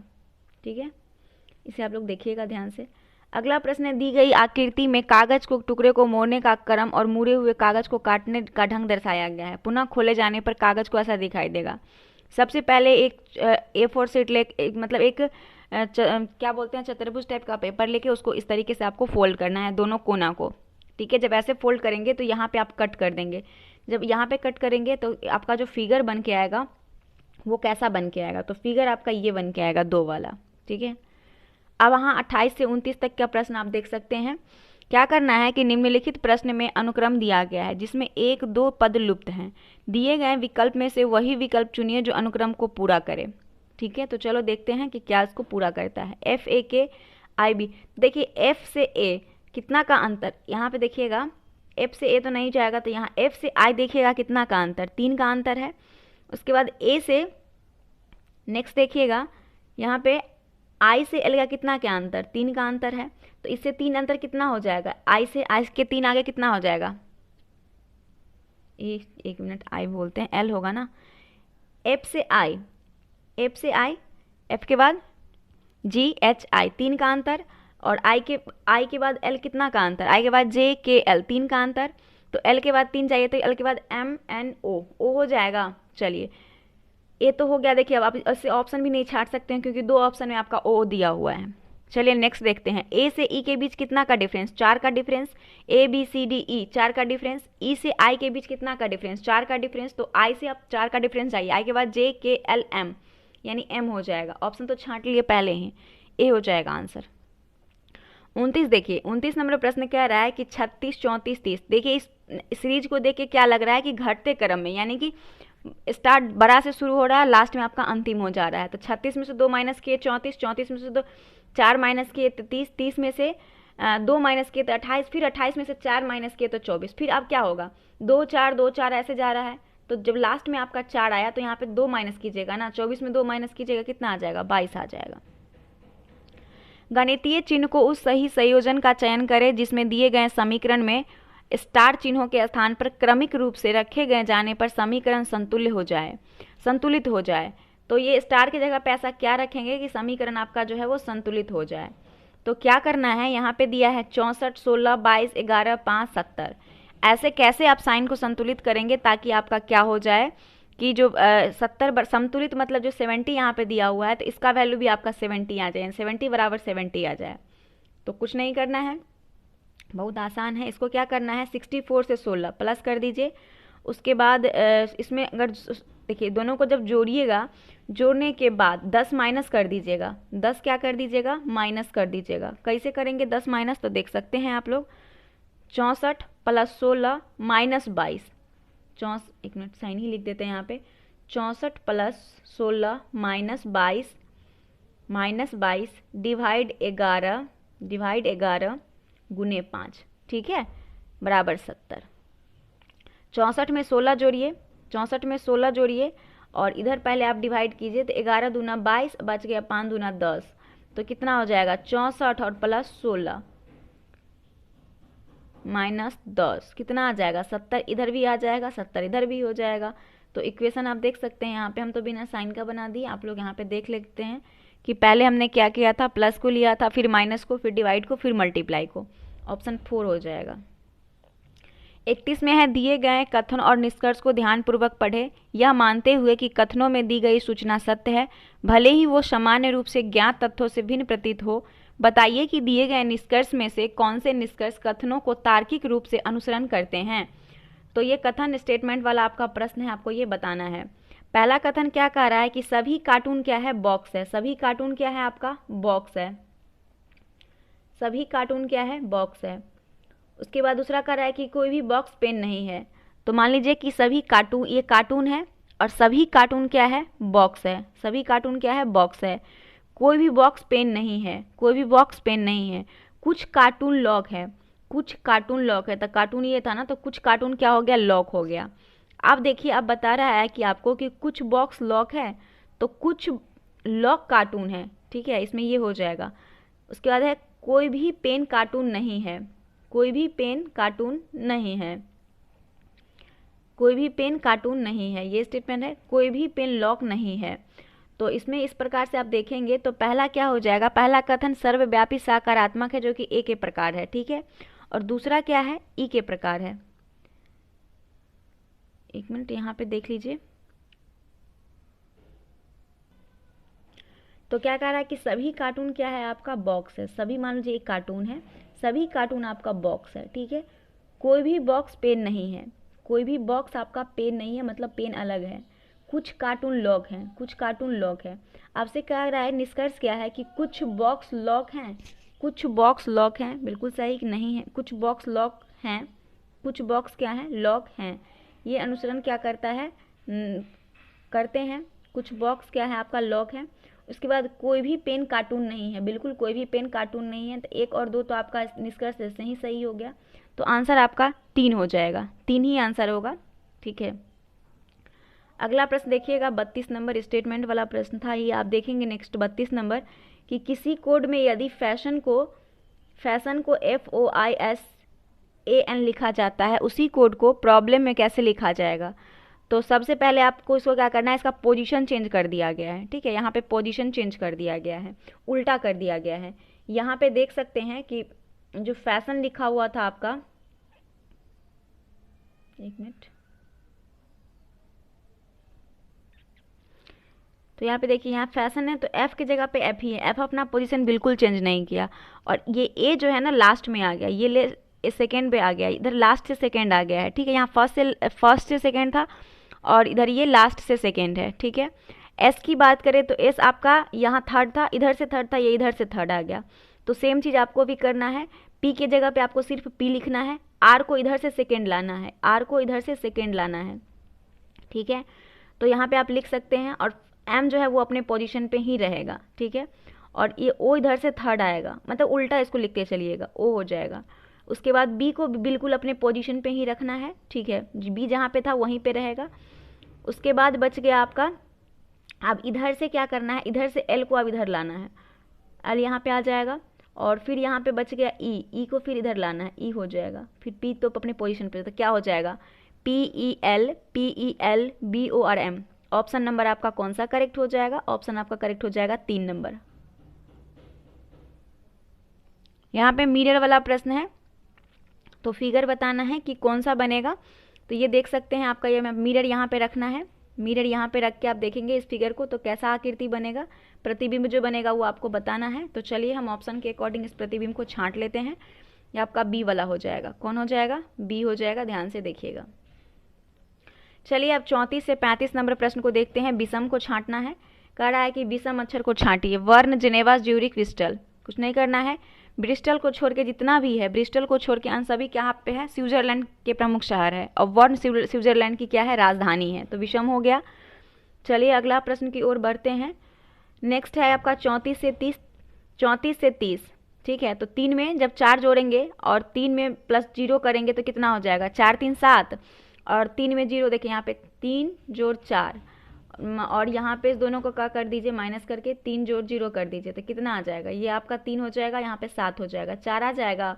अब देखना है कि अगर 4 का डिफरेंस से सम में आता है तो सम है, नहीं तो अलग होगा। सेम चीज़ इसके साथ कीजिएगा, 4 4 8 हो जाएगा और 3 1 4 हो जाएगा। तो 8 यहाँ पे हो जाएगा आपका 8 में से 4 गया तो 4 हो जाएगा, ये भी सही है आपका। 61 12 तो 6 1 7 और 2 1 3, तो 7 में से देंगे 4, ये भी आपका सम ही हो जाएगा। तो एक बच गया ये। अब देखिए 5 2 7, 5 2 7 हो जाएगा और 2 1 3 हो जाएगा, तो इसमें से भी तो 4 ही हो जाएगा, तो सभी आपका सेम ही हो रहा है। तो इसका आंसर जो हो जाएगा वो 2 हो जाएगा। 2 क्यों हो जाएगा? 2 को आप जब देखेंगे, 2 को जब देखेंगे, 2 में क्या है, 4 4 8, 4 4 8 और 3 और 1 4, ठीक है। ये क्या हो गया? देखिए इसमें तो सारा ऑप्शन ही हमको सही लग रहा है। आप लोग एक बार चेक कीजिएगा कि इसमें क्या मिस्टेक है, ठीक है। इसमें तो हमको कुछ भी मिस्टेक नहीं दिख रहा है, सबको तो डिफरेंस 4 4 का ही आ रहा है, तो आंसर 2 कैसे हो जाएगा? एक बार आप लोग कमेंट करके बता दीजिएगा मुझे भी, ठीक है। चलिए अगला प्रश्न देखते हैं। निम्नलिखित प्रश्न में से कौन सी उत्तर आकृति प्रश्न आकृति के रूप में प्रतिरूप को पूरा करेगी? तो कुछ नहीं करना है, इस फिगर को आपको पूरा करना है। तो इस फिगर को पूरा करने के लिए सबसे पहले तो आपको एक सर्कल बनाना होगा, ठीक है। जब सर्कल बनाइएगा तो बीच में ये स्टार बनेगा, ये स्टार बनेगा। तो देखते हैं स्टार बीच में किस में बना हुआ है, तो इसमें बना हुआ है, ये 4 नंबर हो जाएगा, करेक्ट। सॉरी 4 नंबर नहीं, 2 हो जाएगा, क्योंकि आधा तो बना हुआ है ना, आधा ही तो बनाना है, 2 बन जाएगा। 37 देखिए, कह रहा है ब्लड रिलेशन से प्रश्न है कि ए बी की माँ है। ए क्या है? बी की माँ है। एक्स वाई का पिता है, एच जे का भाई है, एल वाई के पिता का भाई है, बी एल की बहन है, जे ए का पति है, जे वाई का क्या संबंध है? ठीक है, तो एक्स का पिता है वाई, एक्स जो है किसका पिता है? एक्स जो है वाई का पिता है, एक्स जो है वो वाई का पिता है, ठीक है। एल भाई है वाई का, एल जो है वो भाई है किसका? वाई का, ठीक है, यानी कि जो भाई है इसका वाई का। उसके बाद बी बहन है एल की, बी जो है वो बी बहन है एल की, ठीक है, और एक्स की भी, और एक्स की भी, ठीक है। ए माता है बी की, ए माता है बी की, तो बी की अगर माता है तो एक्स की भी माता होगी, ठीक है। नेक्स्ट बात एल और एल तथा एक्स की, दोनों बात वही हुआ। उसके बाद जे पिता है बी के और एल तथा एक्स का क्या हो जाएगा? तो जे दादा हो जाएंगे वाई का, जे क्या हो जाएगा? दादा हो जाएगा, जे का ही वाई से संबंध पूछा है, दादा हो जाएगा। 38 नंबर यहाँ पे कूट भाषा का प्रयोग करके लिखा गया है, तो ऑडिटरी को किस प्रकार से लिखा जाएगा? टर्मिनल को अगर इतना कोड लिखा गया है तो कुछ नहीं करना है, सबका पोजीशन लिखा गया है। टी का पोजीशन लिखा गया है, टी का पोजीशन को दुगुना कर दिया गया है। टी का पोजीशन 20 और उसको 2 से गुना कर दीजिएगा, 40 हो जाएगा। ई का पोजीशन 5 होता है, 2 से गुना कर दीजिएगा, 10 हो जाएगा। आर का पोजीशन 18 होता है, 2 से मल्टीप्लाई कीजिएगा, 36 हो जाएगा। इस तरीके से सबको पोजीशन को दुगुना कर दीजिएगा तो निकल के आ जाएगा आपका आंसर 2। चलिए आपका यहाँ पे दिया गया है कि नीचे दिए गए निर्देश में निम्नलिखित शब्दों को एक शब्दकोश में दिए गए क्रम के अनुसार लिखिए। डिक्शनरी में जैसे लिखा होता है वैसे आपको शब्दकोश में बताना है कि कैसे डिक्शनरी में आप खोजते हैं वर्ड को। जब हम लोग डिक्शनरी था तब खोजते थे, अब तो मोबाइल आ गया, अब बच्चे सबको डिक्शनरी का सही मीनिंग भी नहीं पता कि कैसे खोजा जाता है। अभी के बच्चे लोगों को मैं बात बता रही हूँ। तो सबसे पहले देखिए इसमें CONSUME कंज्यूम है, तो यहाँ पे देखेंगे सबसे पहले ढूंढने के लिए अगर हम बात करते हैं तो CON सब में आपको दिख रहा है, CON तीनों सब में दिख रहा है, S भी सब में दिख रहा है, तो यहाँ तक तो बिल्कुल सेम है। अब यहाँ भी आना है, EE है, CC है, U है, तो सबसे पहले तो C वाला वर्ड आएगा, तो C वाला ये 2 है, C वाला ये 2 है, तो C वाला में एक तो I है और एक I है, दोनों में I है, इसमें E है, इसमें O है, तो सबसे पहले क्या आएगा? I दोनों में जब कॉमन है तो इस दोनों में से भी पहले सबसे पहले E और O को देख लेंगे, E और O को। तो E पहले आता है अल्फ़ाबेट में या O आता है पहले? तो पहले E आता है, यानी कि पहले आपका तीसरा हो जाएगा, ठीक है। उसके बाद क्या हो जाएगा? दूसरा हो जाएगा, 3 2 हो जाएगा। तो आपका ये 2 तो क्लियर हो गया। अब चलिए SQ, उसके बाद 5वां हो जाएगा, उसके बाद आपका चौथा हो जाएगा, फिर 1 हो जाएगा, तो 3 2 5 4 1, 3 2 5 4 1, ऑप्शन नंबर ए हो जाएगा 1। चलिए आपका यहाँ पे रीजनिंग का भी प्रश्न लगभग सॉल्व ही हो गया है। लास्ट प्रश्न है, उस विकल्प का चयन करिए जिसमें समुच्चय की संख्या आपस में वही संबंध हो जो दिए गए समुच्चय की संख्याओं में से है। तो समुच्चय की संख्या बताना है, मतलब ये जो आपको ब्रैकेट में नंबर दिया है तीनों एक प्रकार से किसी न किसी तरह संबंधित है, आपको देखना है। देखिए 5 और 8 को देखिए, तो 5 और 8 में ऐसा क्या किए जो 338 हो गया? तो 5 और 8 को जोड़ेंगे और उसका स्क्वायर कर देंगे। 5 और 8 को जोड़ के स्क्वायर, 5 और 8 को जोड़िएगा तो 13 हो जाएगा, 13 का स्क्वायर 169 हो जाएगा। अब 169 में 2 गुना कर दीजिए, आपका आ जाएगा 338। सेम चीज़ आपको सब में करना है, ठीक है, सेम चीज़ करना है। 2 बार इस दोनों नंबर को जोड़ के स्क्वायर करना है और उसमें 2 और क्या कर देना है, मल्टीप्लाई कर देना है। तो आपसे पूछा गया है कि सामुच्य संख्याएं में जो दिए गए सामुच्य की संख्याएं में है तो वो आपका हो जाएगा ए। ये इसका ऐसा रिलेशन सिर्फ ए में है, आप चेक करके देख सकते हैं।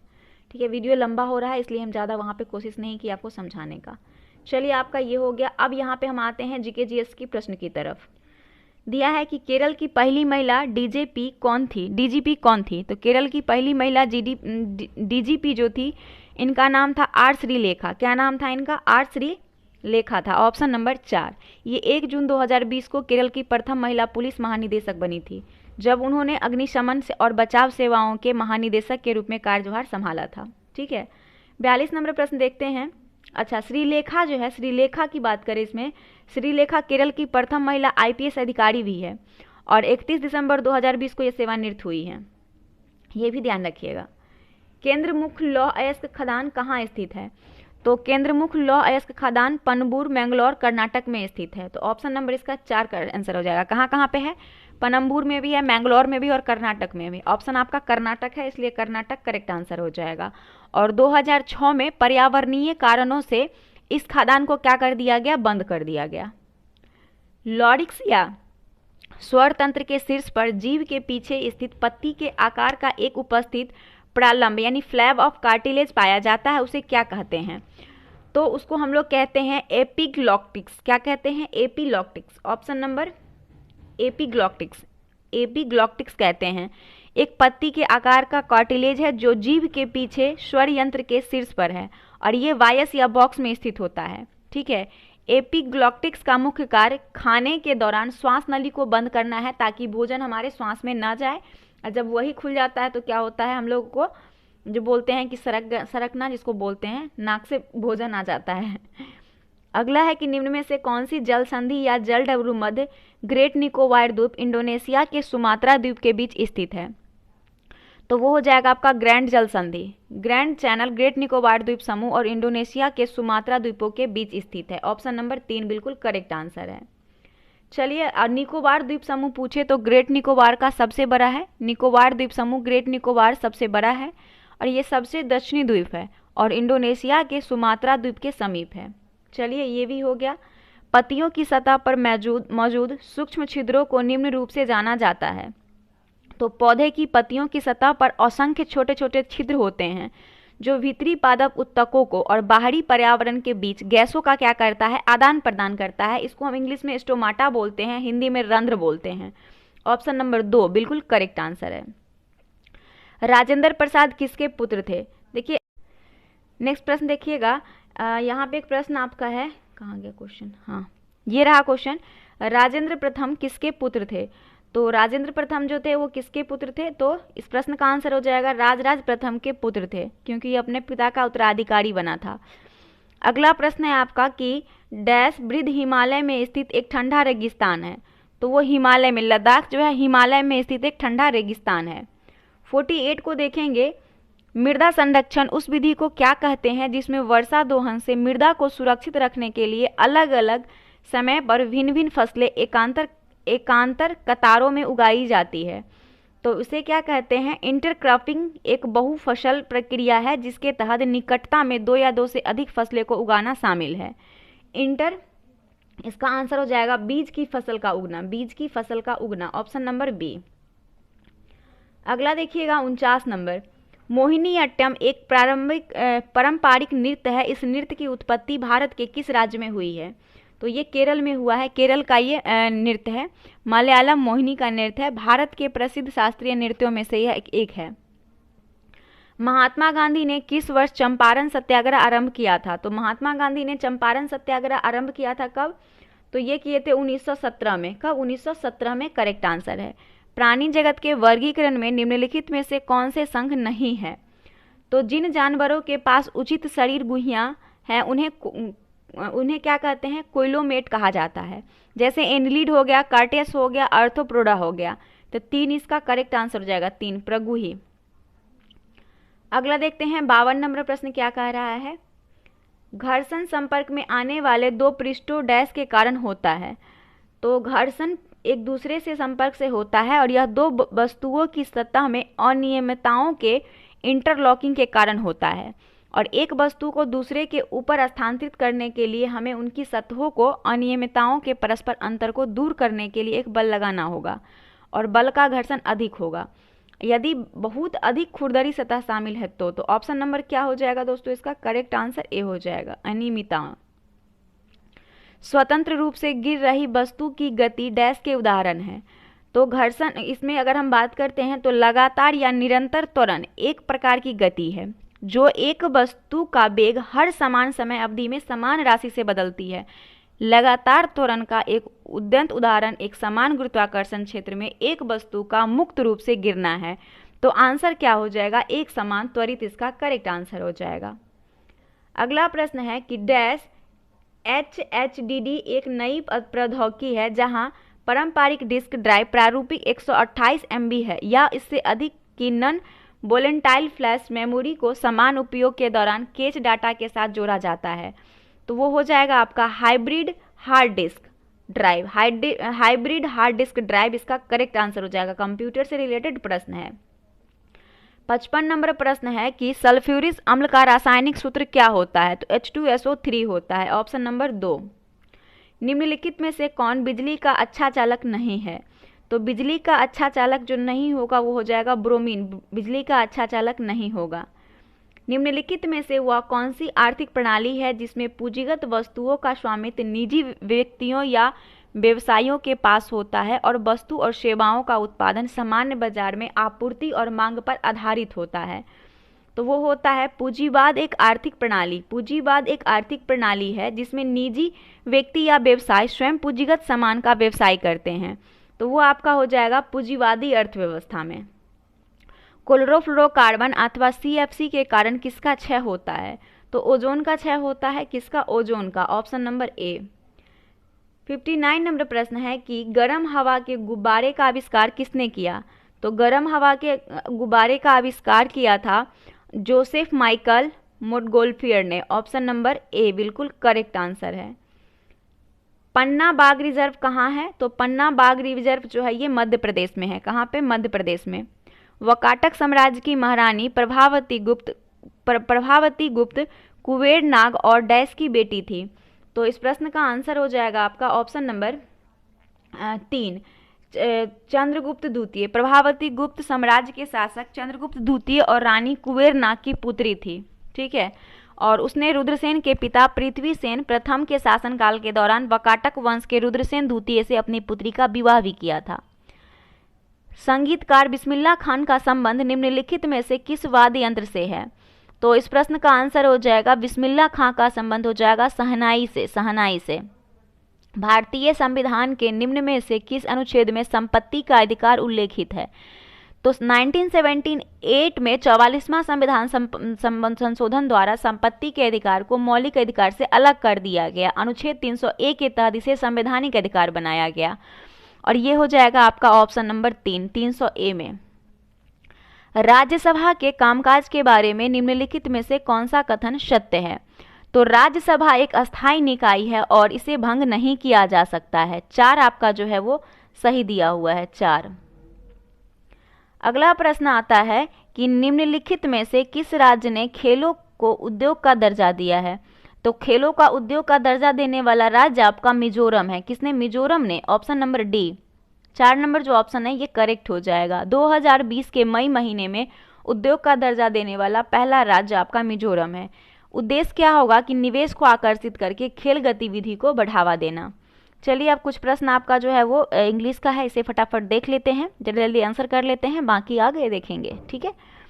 66 से 67 में दिया है कि in the following question some part of the sentence may have errors, find out which part of the sentence has an error and select the appropriate option. If a sentence if free from error select no error.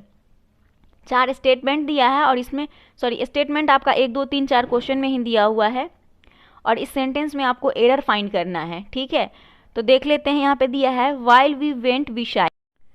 देखिए यहाँ पे दिया हुआ है कि direction में दिया हुआ है कि ये जो आपका एरर दिया हुआ है, ये सेंटेंस आपका एरर दिया हुआ है, इसमें आपको एरर चुनना है और उसे करेक्ट करना है। अगर कोई एरर नहीं है तो आपको ऑप्शन 4 में टिक करना है। तो चलिए हम पढ़ते हैं सेंटेंस को। सेंटेंस दिया है कि while he went beside, पहला है। दूसरा है with our decision we were never sure he totally agreed, no error। तो एरर आपका पहला में है। यहाँ पे while he went beside दिया हुआ है ना, तो यहाँ पे होना चाहिए when या while he went along का प्रयोग होता है, ना कि beside का। तो ये आपका एरर समझ में आ गया, पहला हो जाएगा, पहला ही इसका टिक करना है, ठीक है। दूसरा में सेम चीज है। दूसरा में देखेंगे कह रहा है, दूसरा आपका कह रहा है the after morning sea work to the first rays of light through he window, no error. तो इसमें इसके क्या एरर हो जाएगा, तो इसमें एरर पहले में ही हो जाएगा। पहले में फॉलोइंग, यहाँ पे एडजेक्टिव, पहले जो है नेक्स्ट इन द टाइम, यहाँ पे एडजेक्टिव की जगह पे यहाँ पे हो जाएगा, तो पहला ही आपका एरर हो जाएगा। यहाँ पे होना चाहिए था ही वॉज, यहाँ पे क्या होना चाहिए द नेक्स्ट, यहाँ पे क्या होना चाहिए था द नेक्स्ट या फिर फॉलोइंग मॉर्निंग होना चाहिए था, फॉलोइंग द नेक्स्ट या फिर फॉलोइंग मॉर्निंग होना चाहिए था, आफ्टर नहीं होना चाहिए था, ठीक है। ये सेंटेंस आपका इसीलिए एरर हो गया। अब 68 से 69 में देखेंगे, दिया हुआ है डायरेक्शन में कि in the following questions the sentence given with blanks is to filled in with appropriate word, select and the correct alternative out of 4 and indicate it by selecting the appropriate option। इसमें आपको fill in the blanks करना है कि क्या होगा इस sentence में, ठीक है। तो यहाँ पे दिया हुआ है the psychopath gets a sense of enjoyment from touring animal। तो यहाँ पे क्या हो जाना चाहिए, प्रीवर्स होना चाहिए। प्रीवर्स एक एडजेक्टिव वर्ड है, ऑप्शन नंबर ए, ठीक है। इसका मतलब होता है विकृत या फिर भ्रष्ट या फिर जिद्दी, जिसको इंग्लिश में हम लोग इरिटेशनल बोलते हैं, या फिर अनरीजनेबल, ये सारा चीज़ यूज होता है, ठीक है। तो आपका आंसर जो हो जाएगा वो एक हो जाएगा। When Jaiswal got angry he started to dash his feeling with his hands. तो इसका आंसर क्या हो जाएगा इसमें से गेस्टिकुलेट, वर्ब है, ऑप्शन नंबर गेस्टिकुलेट जो हो जाए इसका करेक्ट आंसर। जो वर्ब है, इसकी बात करें तो ये संकेत करना होता है, इसका मतलब गेस्चर जिसको बोलते हैं, गेस्चर यहाँ पे गेस्चर से ही ये शब्द बना है आपका गेस्टिकुलेट। तो गेस्चर शब्द से बना है, इसका मतलब होता है संकेत करना। नेक्स्ट मन में प्रश्न आ रहा होगा कि इसका इमुलेट का मतलब क्या होता है। जो लोग इमुलेट आंसर करेंगे वो भी एक वर्ब ही है, इसका मतलब होता है बलि देना, ठीक है। और पार्टिसिपेट तो सभी लोग जानते होंगे, पार्टिसिपेट का मतलब होता है भाग लेना। और इंडोटॉक्सिकेट का मतलब होता है मदोन्नत करना, यानी कि मेक ड्रंक बोलते हैं उसको। चलिए अगला देखते हैं 70 नंबर प्रश्न से। यहाँ पे आपको क्या करना है कि जो सेंटेंस दिया हुआ है उसमें से 4 alternative select the word similar in the meaning to the word of given. इसमें से सिमिलर वर्ड आपको ढूंढना है। फॉसिलाइज दिया हुआ है, फॉसिलाइज को आपको बताना है इसका क्या हो जाएगा। तो इसका मतलब होता है, फॉसिलाइज का मतलब पार्दित करना या फिर मिलाना। इसका सिमिलर वर्ड्स देखेंगे तो और भी कुछ होता है, ऑसिफाई भी होता है, और इसमें जो इसका करेक्ट आंसर हो जाएगा एमलीगिमेट हो जाएगा, अमलगिमेट हो जाएगा। ऑप्शन नंबर इसका एक करेक्ट हो जाएगा। डिपेक्ट का देखिए क्या हो जाएगा, इसमें आपका डिपेक्ट दिया हुआ है तो इसका कैरेक्टराइज हो जाएगा। क्या हो जाएगा, कैरेक्टराइज। इसका मतलब होता है चित्रित करना, ठीक है, चित्रित करना या फिर रिप्रेजेंट, वही चीज़ होता है, सेम चीज़ हो गया, यहाँ पे सेम हो जाएगा। नेक्स्ट देखेंगे क्वेश्चन नंबर इधर 72 से। तो इसमें कह रहा है कि जो क्वेश्चन है उसमें out of the 4 alternative select the word options in the meaning of the word given. हाँ, तो इसमें जो वर्ड दिया हुआ है उसको आपको मीनिंग पता करना है कि इसका मीनिंग क्या होगा। तो सेंटेंस दिया हुआ है डिफर का एक वर्ब है और इसका मतलब होता है भिन्न होना, अलग होना। डिफर मतलब डिफरेंट से ही ये बना हुआ शब्द है डिफर। तो डिफरेंट इसका हो जाएगा वेरी, VARY वेरी, ठीक है, VERY वेरी नहीं, वेरी। तो ये सिमिलर वर्ड हो जाएगा आपका।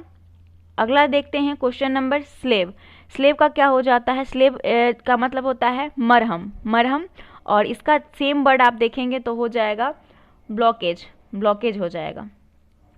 74 नंबर आपको दिया हुआ है, कह रहा है कि select the most appropriate meaning of the underline items in the given sentence. इसमें जो लाइन दिया हुआ है अंडरलाइन करके वो आइटम्स है और उसको आपको बताना है कि इसका मतलब क्या होगा, ठीक है। तो चलिए इसे भी देख लेते हैं। दिया हुआ है इसमें कैश स्ट्रेप्ड। कैश स्ट्रेप्ड का मतलब होता है मुद्रा का सख्त अभाव, यानी जिसको हम लोग एक्सट्रीमली शॉर्ट ऑफ मनी बोलते हैं। तो ये हो जाएगा आपका ऑप्शन नंबर इसका ए जो है वो बिल्कुल करेक्ट ऑप्शन। इम्प्रूव साइडेड हो जाएगा, ऑप्शन नंबर ए बिल्कुल करेक्ट आंसर है। अगला है select the must appropriate meaning in the items. Pull yourself together. Pull yourself together दिया हुआ है, इसका मतलब होता है शांत भाव से आचरण करना, है ना। तो इसका करेक्ट आंसर हो जाएगा reason composers, option number B. अब यहाँ पे आपको दिया हुआ है जो सेंटेंस, उसमें out of the 4 alternative select the alternates which will improve the bracket part of the sentence. In case no improvement is needed, select no improvement. इसमें देखना है कि जो सेंटेंस दिया उसमें क्या आपको इम्प्रूवमेंट करना है इस चारों ऑप्शन में से लगा के। अगर कोई इम्प्रूवमेंट नहीं करना है तो आप क्या कर सकते हैं, नो इम्प्रूवमेंट पे टिक कर सकते हैं। बट पहले हम ऐसा नहीं करेंगे, पहले हम देखेंगे कि यहाँ पे क्या होना चाहिए। What would you like, what would you like for your birthday. तो यहाँ पे होना चाहिए like to do, want to do, ठीक है, ये होना चाहिए था लाइक टू डू। तो टू डू इट जो दिया हुआ है इसमें आप क्या यूज कर सकते थे, तो यहाँ पे आप यूज कर सकते थे to do, to do, to do, ठीक है। तो आपका जो है I like to do shopping, I like to do shopping जी। या फिर what would you like to have a coffee for tea, ये भी हो सकता था। लाइक प्लस टू इनफाइनाइट हो जाएगा, इसमें करेक्ट आंसर आपका 1 हो जाएगा। अगला है you must be mistake. Be mistake यहाँ पे क्या हो जाएगा, तो बी मिस्टेक जो है ये आपका यहाँ पे इरर है, यहाँ पे बी मिस्टेकन होना चाहिए, है ना, बी मिस्टेकन होना चाहिए, ऑप्शन नंबर बी करेक्ट हो जाएगा। चलिए अगला प्रश्न देखते हैं 78 में। Select the option which means the same as the group of words given. One who is easily, हाँ सेंटेंस क्या दिया हुआ है, one who is easily deceived. तो इसका मतलब क्या हो जाएगा, डिसिप्ड का मतलब, तो इसमें अगर हम देखेंगे गुलिएबल हो जाएगा। गुलिएबल का मतलब होता है भोला या फिर सीधा साधा, या फिर जो ऐसा कोई व्यक्ति जो आसानी से धोखा वोखा खा जाए, उस टाइप का कोई वर्ड होता है। तो ये आपका करेक्ट आंसर हो जाएगा, ठीक है। और फ्लेक्सिबल का मतलब होता है लचीला। इनक्रेडिबल का मतलब होता है अविश्वसनीय, इनक्रेडिबल का मतलब अविश्वसनीय होता है। तो ये सभी भी आप जान सकते हैं जो वर्ड है। और नेक्स्ट देखेंगे कन्वर्टेबल का मतलब होता है परिवर्तनीय या फिर बदलने वाला, able to change in from the functions of characters, है ना। अगला प्रश्न 79 देखेंगे। Select the option that can be used one word substitute for the given group of words in exactly the same words as where use originally. तो इसमें देखते हैं क्या हो जाएगा, सेलेक्ट करना है वर्ड को। तो इसमें आपका करेक्ट आंसर हो जाएगा वर्बिटेम। तो वर्बिटेम आपका करेक्ट आंसर हो जाएगा, इस वर्ड में ओरिजिनल यहाँ पे यूज होना चाहिए था, ठीक है, वर्बिटेम। अगला प्रश्न देखते हैं 80 नंबर प्रश्न, है ना। 80 नंबर प्रश्न आपका है कि यहाँ पे दिया है कि in the following question 4 words are given. 4 words दिया हुआ है, out of which 1 word is the correctly spelled, select the correctly spelled word. ये इसमें से 4 वर्ड में से आपको एक वर्ड जो है वो करेक्ट दिया हुआ है, जो आपको चूज करना है। तो यहाँ पे दिया हुआ है जस्ट पोज, ये आपका गलत है। उसके बाद दिया हुआ है जंक्स्ट पोज, ये भी गलत है। यहाँ पे आंसर आपका 3 हो जाएगा, 3 हो जाएगा। इसका मीनिंग हो जाता है, तो इस वर्ड का मतलब जक्स्टपोज होता है। जक्स्टपोज आपका करेक्ट आंसर है, juxtapose, JUXTAPOSE, juxtapose is the correct option हो जाएगा, करेक्टली स्पेल्ड है इसका, ठीक है। तो इसका मतलब क्या हो जाता है, आप लोग कमेंट करके बता सकते हैं क्या इसका मतलब क्या हो जाएगा। तो इसका मतलब के बाद सेट असाइड बाय साइड हो जाता है, ठीक है। अगला प्रश्न आता है आपका, यहाँ पे भी आपको क्या करना है, मीनिंग करेक्ट पता करना है। यहाँ पे जो वर्ड दिया हुआ इसका मतलब होता है एंटरटेनमेंट। अम्यूजमेंट लिखा हुआ है, तो इसका करेक्ट आंसर हो जाएगा amusement, amusement, AMUSEMENT, amusement, option number 4 इसका करेक्ट आंसर हो जाएगा। चलिए यहाँ पे आपको क्या करना है, फिल इन द ब्लैंक्स करना है। यहाँ पे दिया हुआ है कि appropriate option fill in the blanks. During the tsunami my family took dash in guest house on the hill. इसका हो जाएगा करेक्ट आंसर आपका, यहाँ पे जो करेक्ट आंसर हो जाएगा असिस्टेड हो जाएगा। एक मिनट, सॉरी, असिस्टेड यहाँ ऑप्शन भी नहीं है। यहाँ पे आपका आंसर हो जाएगा रिफ्यूज हो जाएगा, रिफ्यूज करेक्ट आंसर हो जाएगा, ठीक है। अगला प्रश्न है 83 नंबर, सॉरी ये नहीं होगा, हाँ सही है, रिफ्यूज ही होगा, ब्लैंक में रिफ्यूज भराएगा। रिफ्यूज का मतलब होता है शरण या फिर आश्रय, सही है। तीसरा नंबर है, तीसरा नंबर दिया हुआ है, can you please dash me in strong, can you please, एक मिनट, एक क्वेश्चन लगता है छूट गया, हाँ यहाँ पे, select the must appropriate word to fill in the blanks, can you please dash me in sorting out these files on my computer.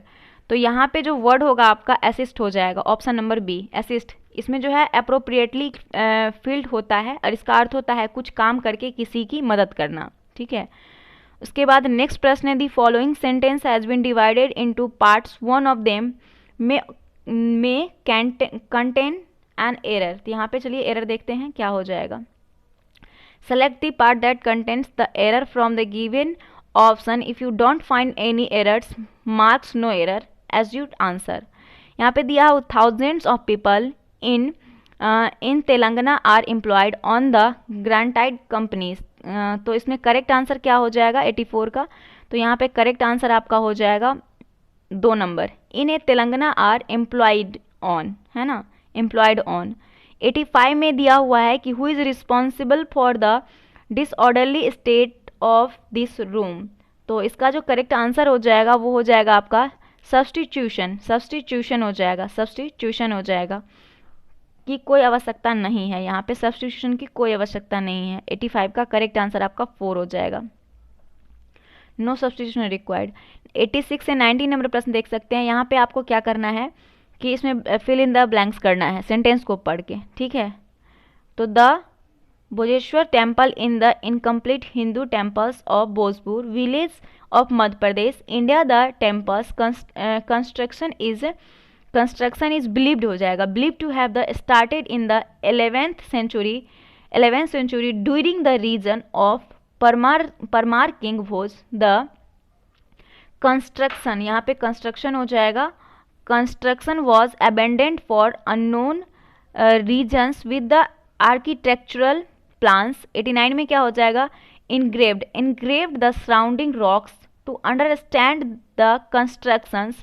19 में हो जाएगा आपका techniques of 11th century India, the unfinished materials and the mentions marks have been studied by the scholars।